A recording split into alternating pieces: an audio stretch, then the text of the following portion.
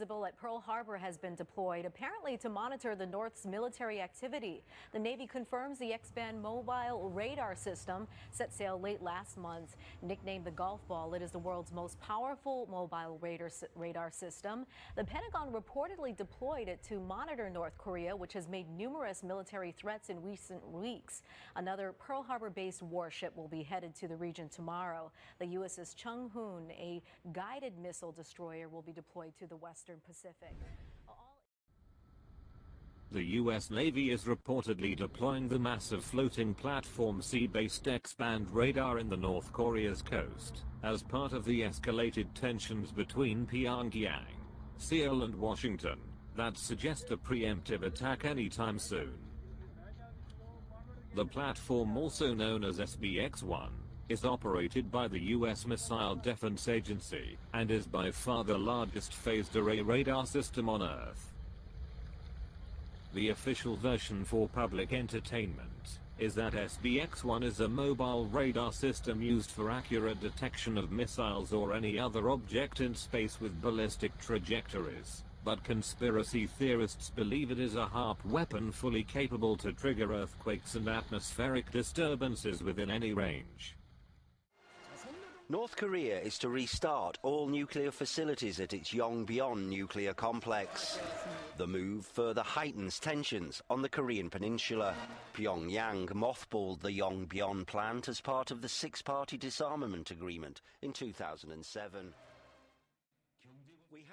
Whatever wildcard the Illuminati shadow government is pulling out through North Korea and United States, a military attack seems to be the most likely scenario, although I do not dismiss a staged event of psychological nature, but assuming it is not a false flag, and the Illuminati are pulling the strings of their puppet Barack Obama for an intervention in North Korea, the deployment of the SBX-1 strongly suggests that environmental warfare is about to be used, and a massive earthquake might happen in North Korea anytime soon.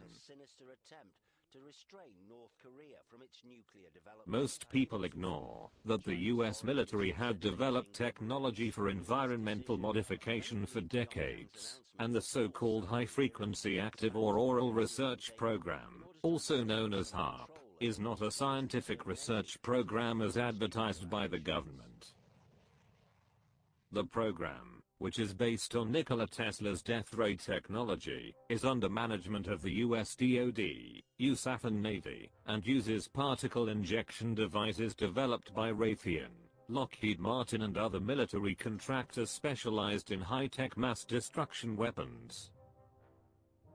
The HAARP apparatus consists mostly in large phased array facilities known as antenna farms, spread in strategic places like Alaska and Puerto Rico, but apparently the US military have mobile platforms like the SBX-1 that crosses sea distances at high speed, and is fully capable of triggering earthquakes and steering hurricanes.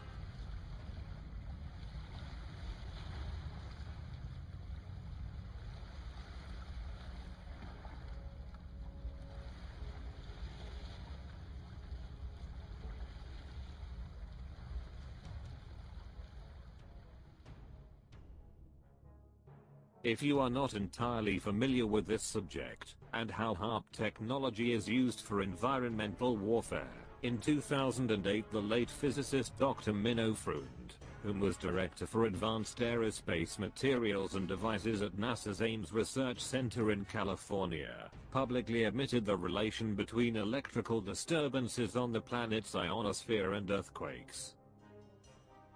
These disturbances are not only measurable through optical and infrared spectrometers, but also have been recorded worldwide prior to earthquakes, and are popularly known as HAARP clouds.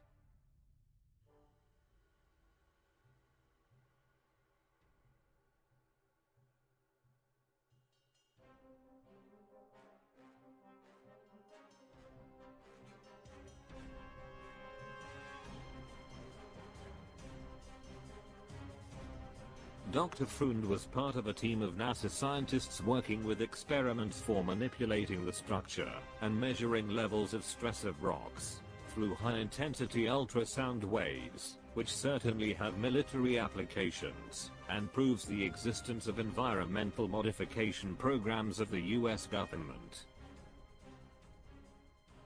But the most interesting detail is that right after his public statements relating ionospheric disturbances and earthquakes, Dr. Foon suddenly developed brain cancer and died in 2012.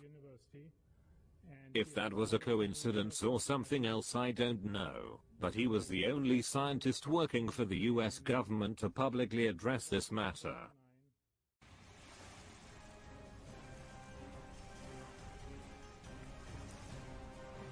According to other scientists who investigated how HAARP is used as environmental warfare, such as Dr. Nick Begich and the late Dr. Rosalie Bertel, the high-powered radio transmitters at the antenna farms fire a massive amount of low-frequency microwaves onto the planet's ionosphere, which heats and reacts, firing back the ionized particle beams onto areas that may or not be military targets. At this point, the ionospheric microwaves interact with Earth's lithosphere, causing intense seismic activity. According to non-confirmed sources, the SBX-1 was conducting exercises in the coast of Miami one day prior to the 7.0 earthquake that destroyed Haiti in 2010. It was also reportedly conducting drills in the Sea of Japan before the 9.0 that triggered a massive tsunami in the coast of Honshu in 2011. If the US military is deploying this huge mobile radio transmitter platform in the North Korean coast, expect a vicious and silent military attack in the form of an earthquake of high magnitude that, if turns out to happen, will certainly be reported as a natural event by mainstream media.